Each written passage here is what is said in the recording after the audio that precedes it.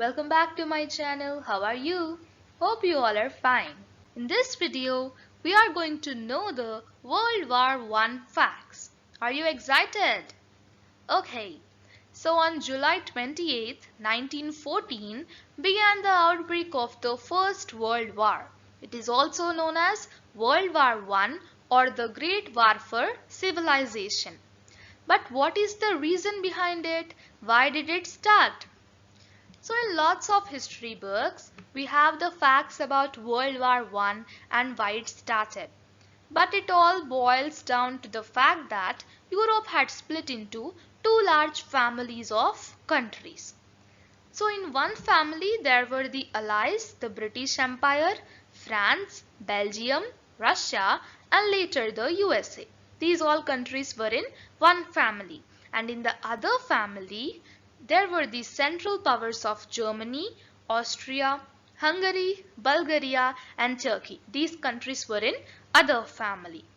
On 4th August 1914, Germany invaded Belgium. Germany and Belgium, they were in different families, but Germany invaded Belgium. So, standing by its promise to stick up for Belgium, Britain declared war on Germany. So, the British Empire and the Belgium were in the same family. So, the British stood on its promise to help Belgium and declared war on Germany. That is the reason the world was at war. So friends, now we got the reason for World War I. But how long did World War I last?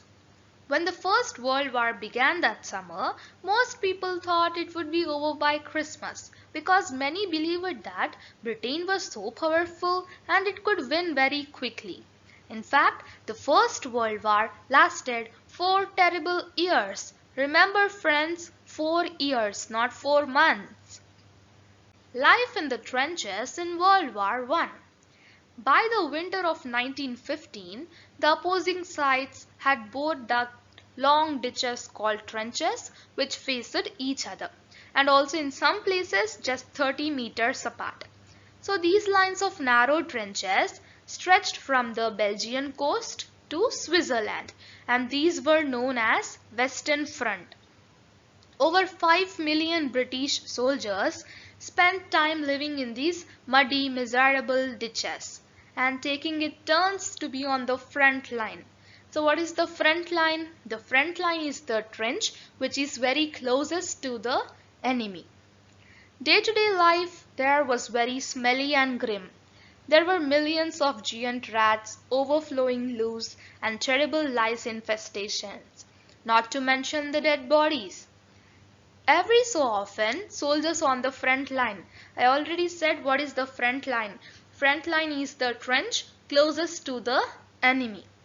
So these soldiers on the front line would be instructed to leave their trench and venture into dangerous no man's land. That is the area between the sides. And they are instructed to leave their trench and come into this dangerous land, and they will try to push back the enemy at that place.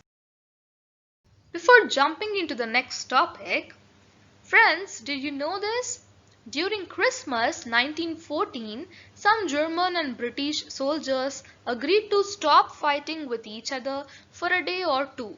They chatted, sang, and even played football together, just for a day or 2 days. A new type of war. So friends, the World War I was very different from past conflicts. For the first time, powerful new weapons and vehicles were used at sea, on land and also in the air.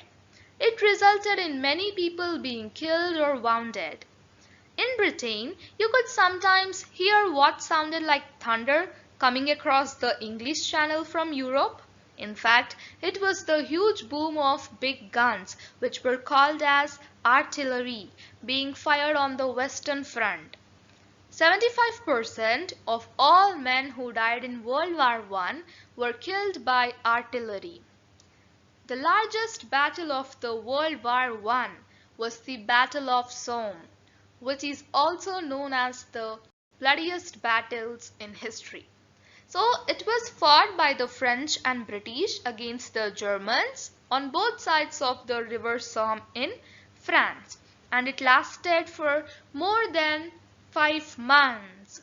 Over 1 million men were killed or wounded, and it was for the first time that a tank was used in combat.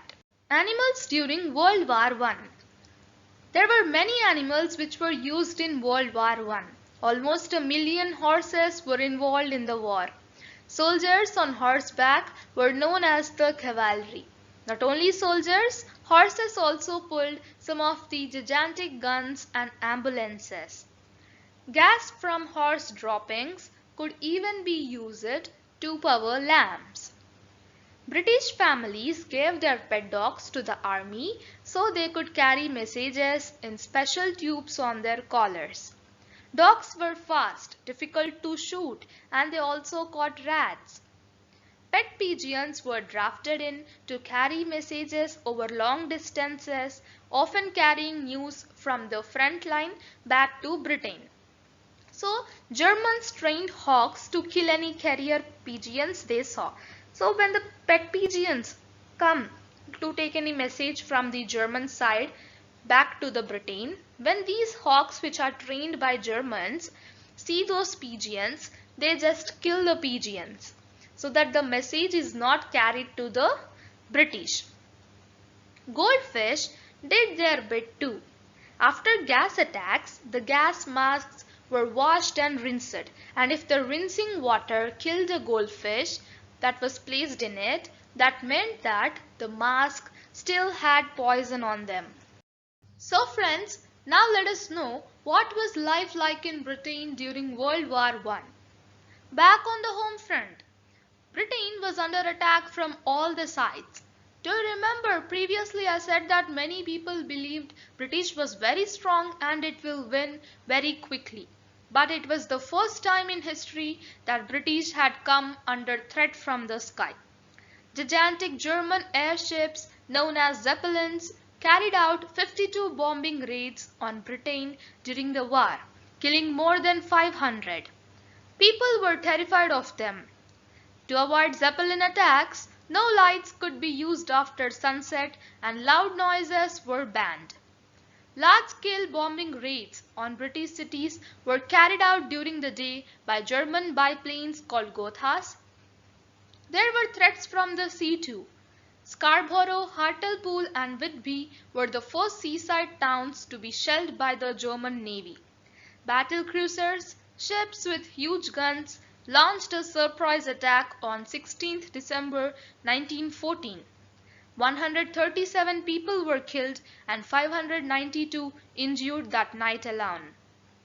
But all these attacks on ordinary people only stirred up hatred against the enemy, encouraging more British men to volunteer and fight for their country against the beast. At the start of the war, there were just 350,000 men in the British Army, but by 1917 there were 3.5 million. Mind you, in 1916, conscription came in, a rule that said all healthy men aged 18 to 41 had to fight. Women during World War I.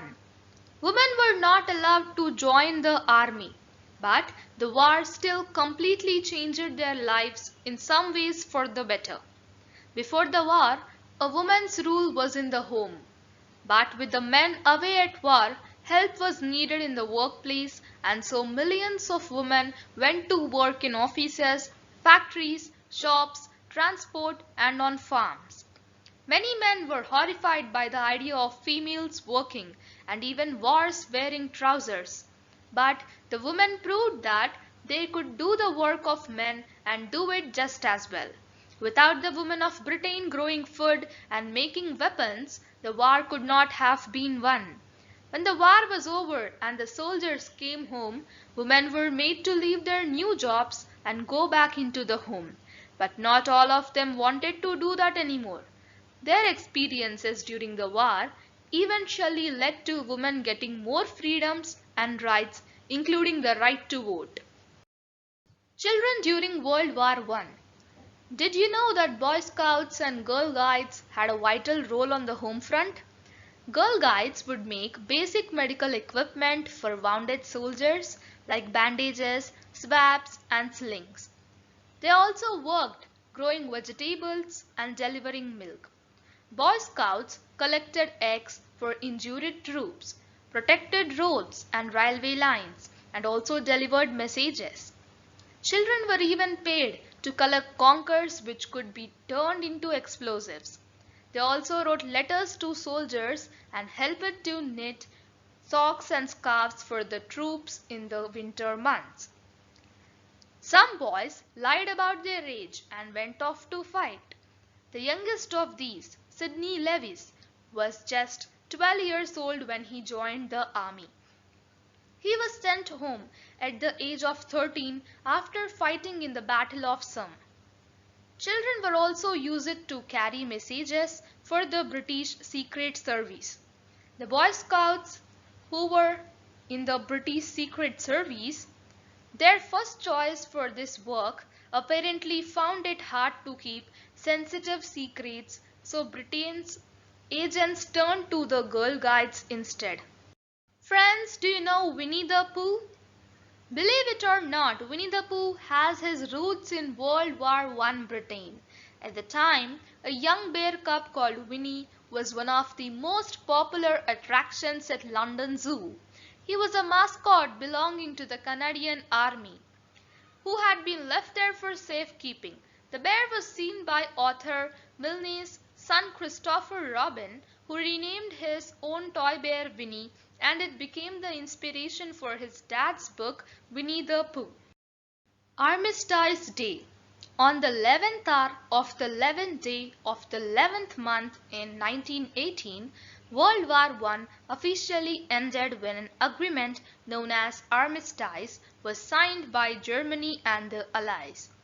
This date is known as Armistice Day and is still commemorated each year when people wear paper poppies to remember those who fought and died in conflicts around the world. The pretty red flowers were the only things that grew on the bloody battlefields of Western Europe. Sadly, by the time World War I was over, more than 18 million people had been killed worldwide. It was hoped it would be the war to end all the wars, but this was not to be the case. Just 21 years later, World War II broke out. So friends, these are the World War I facts. Hope you all understood. And now, your connections to World War I. What can you find out about your family's involvement in World War I? Ask your grandparents whether their parents, uncles ever talked about life during this time. Do you have any postcards or photographs from the war? Perhaps there are campaign medals belonging to a relative at home. Write in and tell me about it. So friends, if you like this video, please hit the like button, subscribe to my channel and click on the bell icon to get the notifications of my videos. Also comment down about what I asked you. Also follow me on Instagram and Facebook. Links are provided in the description box. Thank you for watching. Take care. Bye-bye.